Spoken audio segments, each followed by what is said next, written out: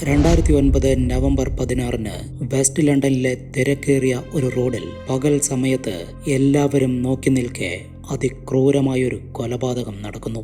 28 വയസ്സുകാരിയും 2 കുട്ടികളുടെ അമ്മയുമായ ഇന്ത്യൻ വംശജ ഗീത ഔലക്കിനെയാണ് അജ്ഞാതനായ ഒരാൾ വെട്ടിക്കൊലപ്പെടുത്തിയത്. ബ്രിട്ടീഷ് ചരിത്രത്തിലെ ഏറ്റവും ഭീകരമായ കേസുകളിലൊന്നായാണ് ബ്രിട്ടീഷ് കോടതി ഈ കേസിനെ വിശേഷിപ്പിച്ചത്.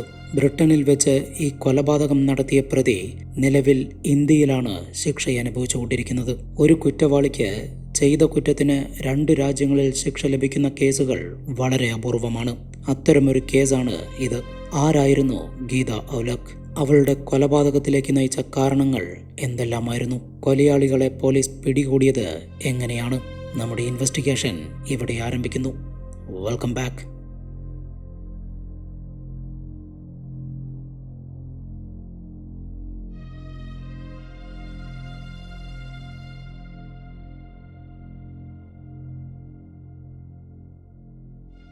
പഞ്ചാബിൽ വേരുകളുള്ള എന്നാൽ ബ്രിട്ടനിൽ ജനിച്ച ഒരു പെൺകുട്ടിയായിരുന്നു ഗീത. അമ്മ കമൽജിത് സിംഗ്, അച്ഛൻ ലഖ്വീന്ദർ സിംഗ്.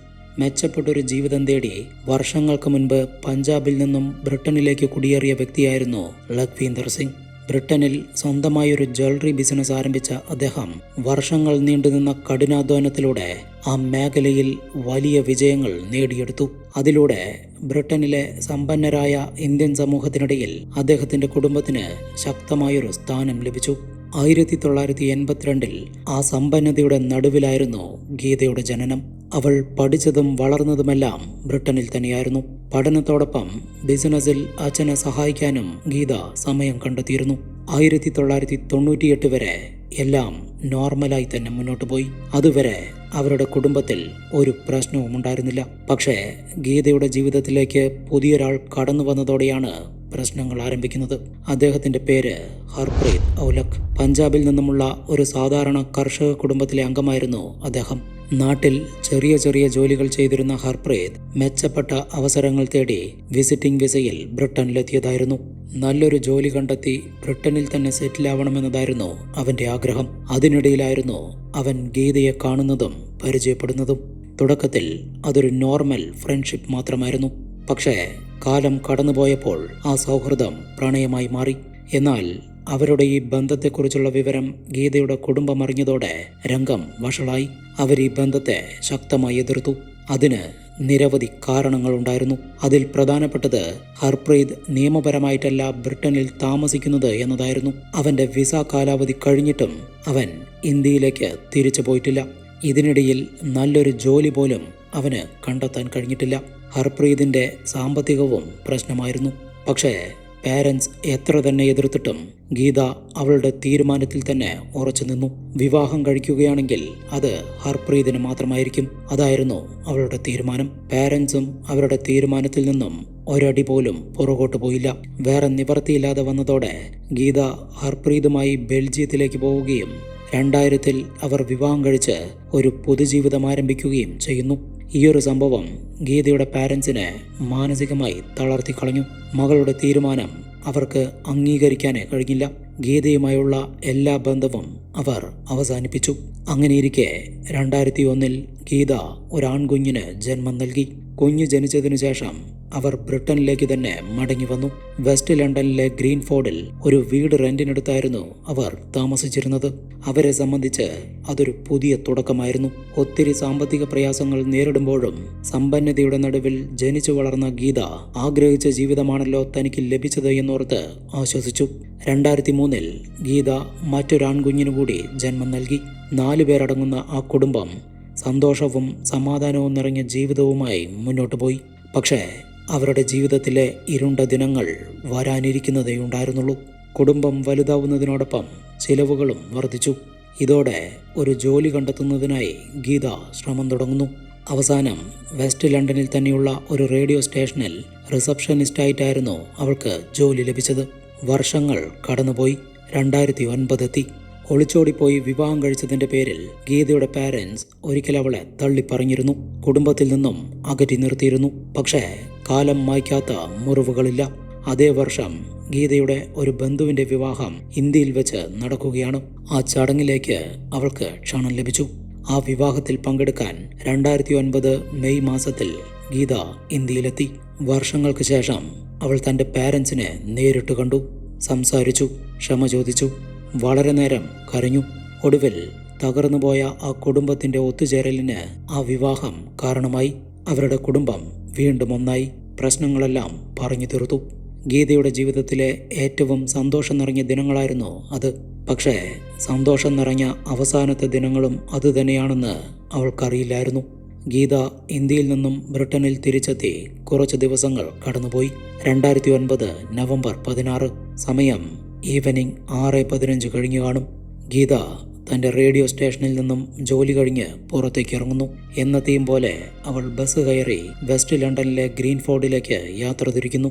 പക്ഷേ അവൾ ബസ്സിൽ നിന്നും ഇറങ്ങി വീട്ടിലേക്ക് നടന്നു പോവാൻ തുടങ്ങുന്ന ആ നിമിഷം അപ്രതീക്ഷിതമായി ഒരു കാർ വളരെ വേഗത്തിൽ വന്ന് അവളുടെ മുന്നിൽ നിൽക്കുന്നു. ഗീത എന്താണ് നടക്കുന്നത് എന്ന് മനസ്സിലാക്കുന്നതിന് മുൻപേ കാറിൽ നിന്നും പുറത്തിറങ്ങിയ ഒരു വ്യക്തി അയാളുടെ കയ്യിലുണ്ടായിരുന്ന മൂർച്ചയേറിയ ഒരു വാളുകൊണ്ട് അവളുടെ തല ലക്ഷ്യമാക്കി ആഞ്ഞു വെട്ടുന്നു. അക്രമം ചെറുക്കുന്നതിനായി ഗീത തൻ്റെ തല കൈകൊണ്ട് മറച്ചു. പക്ഷേ ആ വെട്ടിന്റെ പ്രഹരം കൊണ്ട് ഗീതയുടെ വലതുകൈ അറ്റുവീണു. തുടർന്നുള്ള വെട്ടുകൾ അവളുടെ തല പിളർത്തി. നിമിഷനേരം കൊണ്ട് അവളുടെ ശരീരം രക്തത്തിൽ മുങ്ങി. ഗീത സഹായത്തിനായി നിലവിളിക്കുന്നുണ്ടെങ്കിലും ആ ഭീകരാന്തരീക്ഷത്തിന് സാക്ഷികളായതിന്റെ നടുക്കത്തിലായിരുന്നു ആളുകളെല്ലാവരും. ആർക്കും അവളുടെ അടുത്തേക്ക് എത്താൻ കഴിഞ്ഞില്ല. അടുത്ത 3 മിനിറ്റ് നേരത്തേക്ക് ഈ അക്രമം തുടർന്നു. ശേഷം ഒന്നും സംഭവിച്ചിട്ടില്ലാത്ത ഭാവത്തിൽ കൊലയാളി വന്ന കാറിൽ തന്നെ കയറി അവിടെ നിന്നും രക്ഷപ്പെട്ടു. ഗീതയെ ആക്രമിച്ച ആ വ്യക്തി ആരായിരുന്നു എന്നോ ഈ ക്രൂരതയ്ക്ക് പിന്നിലെ കാരണമെന്തായിരുന്നു എന്നോ ആർക്കും അറിയില്ല. റോഡ് മുഴുവൻ ചോരക്കളമായിരുന്നുവെങ്കിലും ഗീതയ്ക്ക് അപ്പോഴും ജീവനുണ്ടായിരുന്നു. വിവരമറിഞ്ഞ് സ്ഥലത്തെത്തിയ പോലീസ് ഉടൻ തന്നെ ഗീതയെ ഹോസ്പിറ്റലിലേക്ക് കൊണ്ടുപോയി. അടുത്ത 3 മണിക്കൂർ നേരം അവൾ മരണത്തോട് മല്ലടിച്ചു. അവളുടെ ജീവൻ രക്ഷിക്കാൻ ഡോക്ടർമാർ പരമാവധി ശ്രമിച്ചെങ്കിലും നടന്നില്ല. ഗീത മരണപ്പെട്ടു. തലക്കേറ്റ ഗുരുതരമായ പരുക്കുകളും കൈ അറ്റുപോയതിനെ തുടർന്ന് അമിതമായി രക്തം നഷ്ടപ്പെട്ടതുമായിരുന്നു മരണകാരണം. ഗീതയുടെ മരണം അവളുടെ കുടുംബത്തിനുണ്ടാക്കിയ ആഘാതം വളരെ വലുതായിരുന്നു. പ്രത്യേകിച്ച് അവളുടെ ഭർത്താവ് ഹർപ്രീത് ഔലക്കിനും കുട്ടികൾക്കും ഗീതയുടെ മരണം ഉൾക്കൊള്ളാനേ കഴിഞ്ഞില്ല. ഗീതയുടെ പാരൻസും മാനസികമായി തളർന്നു. അതേസമയം പോലീസ് കേസന്വേഷണത്തിന് തുടക്കം കുറിച്ചു. പ്രതികൾക്ക് വേണ്ടിയുള്ള തിരച്ചിൽ ഊർജിതമാക്കി. പക്ഷേ ആദ്യഘട്ടത്തിൽ അവർക്ക് നേരിടേണ്ടി വന്ന ഒരു വലിയ വെല്ലുവിളി സാക്ഷി പറയാൻ ആരും മുന്നോട്ട് വന്നില്ല എന്നുള്ളതായിരുന്നു. ഇതോടെ CCTV ദൃശ്യങ്ങൾ കേന്ദ്രീകരിച്ചുള്ള അന്വേഷണം നടന്നു. 7 മണിക്ക് മുൻപായാണ് ഗീത ആക്രമിക്കപ്പെട്ടിരിക്കുന്നത്. അതിനാൽ ആ ഒരു ടൈമിൽ ആ പ്രദേശത്തേക്ക് വന്നിട്ടുള്ള എല്ലാ വാഹനങ്ങളും CCTV ദൃശ്യങ്ങൾ വെച്ച് പരിശോധിക്കുന്നു. ആ സമയത്ത് പല വാഹനങ്ങളും അതുവഴി പോയിരുന്നുവെങ്കിലും ഒരു കാറ് മാത്രം പോലീസുകാർ പ്രത്യേകം ശ്രദ്ധിച്ചു.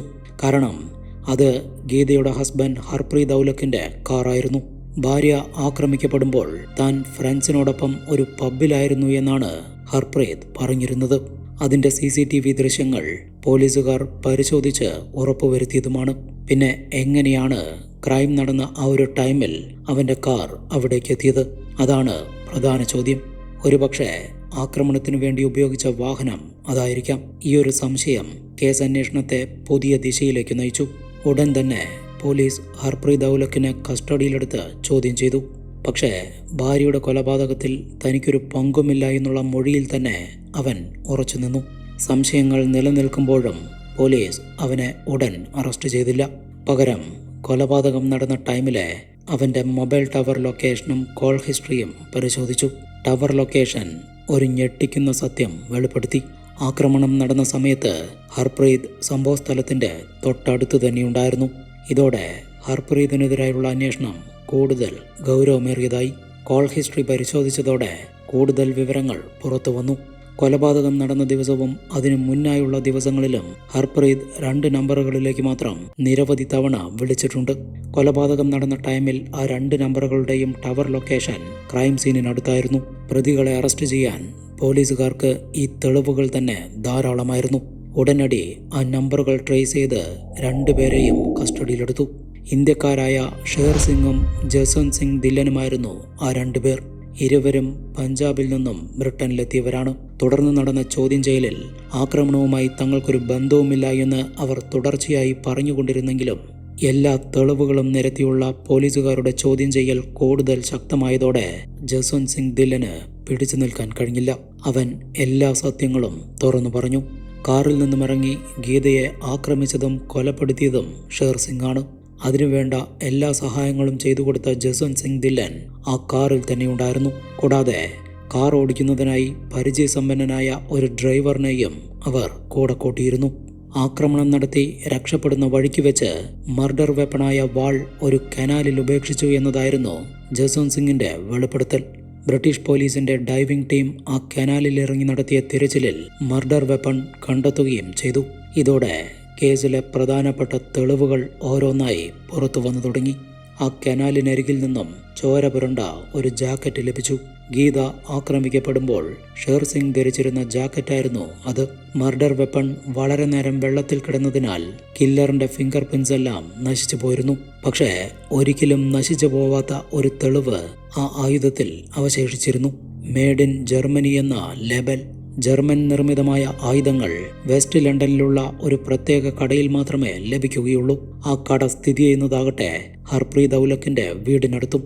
ഉടൻ തന്നെ പോലീസ് ടീം ആ കടയിലെത്തുകയും അവിടെയുള്ള CCTV ദൃശ്യങ്ങൾ വിശദമായി പരിശോധിക്കുകയും ചെയ്തു. ആ ദൃശ്യങ്ങളിൽ ഷേർ സിംഗും ജസ്വന്ത് സിംഗ് ദില്ലനും ചേർന്ന് മർഡർ വെപ്പണായ ആ വാൾ വാങ്ങുന്നത് വ്യക്തമായി കാണാം. പക്ഷേ അതിന്റെ പേയ്മെന്റ് നടത്തിയത് മൂന്നാമതൊരു വ്യക്തിയായിരുന്നു. അത് മറ്റാരുമായിരുന്നില്ല, ഈ കൊലപാതകത്തിന്റെ മാസ്റ്റർ ബ്രെയിനും ഗീതയുടെ ഹസ്ബൻഡുമായ ഹർപ്രീത് ഔലഖായിരുന്നു. വളരെ നിർണായകമായ തെളിവാണ് ലഭിച്ചിരിക്കുന്നത് എന്നുള്ളത് കൊണ്ട് തന്നെ പോലീസ് ഹർപ്രീതിനെ അറസ്റ്റ് ചെയ്ത് വിശദമായ ചോദ്യം ചെയ്യലുകൾക്ക് വിധേയനാക്കി. നീയാണോ നിന്റെ ഭാര്യയെ കൊല്ലാനായി കൊട്ടേഷൻ കൊടുത്തത് എന്ന ചോദ്യത്തിന് ഹർപ്രീതിന്റെ മറുപടി ഇങ്ങനെയായിരുന്നു: ഗീത എൻ്റെ ആദ്യ പ്രണയമാണ്. കഴിഞ്ഞ 10 വർഷമായി ഞങ്ങൾ ഒരുമിച്ചാണ് ജീവിക്കുന്നത്. ഞങ്ങൾക്ക് 2 കുട്ടികളുമുണ്ട്. ഞാൻ എന്തിന് എൻ്റെ ഭാര്യയെ കൊല്ലണം? ഇതായിരുന്നു അവൻ്റെ മറുപടി. അങ്ങനെയാണെങ്കിൽ ആയുധം വാങ്ങാൻ പോയത് എന്തിനാണ് എന്ന ചോദ്യത്തിന് കുറച്ച് ദിവസങ്ങൾക്കുള്ളിൽ ഷേർ സിംഗ് പഞ്ചാബിലേക്ക് പോവാനിരിക്കുകയാണ് എന്നും പഞ്ചാബിലുള്ള തൻ്റെ ഒരു ബന്ധു ആവശ്യപ്പെട്ടതിനെ തുടർന്നാണ് ഈ പ്രത്യേകതരം ആയുധം ഞാൻ വാങ്ങി ഷേർ സിംഗിനെ ഏൽപ്പിച്ചത് എന്നായിരുന്നു മറുപടി. പക്ഷേ അവൻ്റെ ഈ വിശദീകരണമൊന്നും പോലീസ് വിശ്വസിച്ചില്ല. അവൻ സത്യം മറച്ചുവെക്കാൻ ശ്രമിക്കുകയാണ് എന്ന് വ്യക്തമാണ്. ഇതോടെ പോലീസുകാരുടെ ചോദ്യം ചെയ്യലിന്റെ രീതി മാറി. തെളിവുകളെല്ലാം തനിക്കെതിരാണ് എന്ന് തിരിച്ചറിഞ്ഞ ഹർപ്രീത് ഒടുവിൽ എല്ലാം തുറന്നു സമ്മതിച്ചു. യഥാർത്ഥത്തിൽ നടന്നിരിക്കുന്നത് ഇങ്ങനെയാണ്. ഹർപ്രീതിനു വേണ്ടി എല്ലാ സുഖസൗകര്യങ്ങളും ഉപേക്ഷിച്ചവളായിരുന്നു ഗീത, സ്വന്തം പാരൻസിനെ ഉൾപ്പെടെ. പക്ഷേ അവനത് മനസ്സിലാക്കിയില്ല.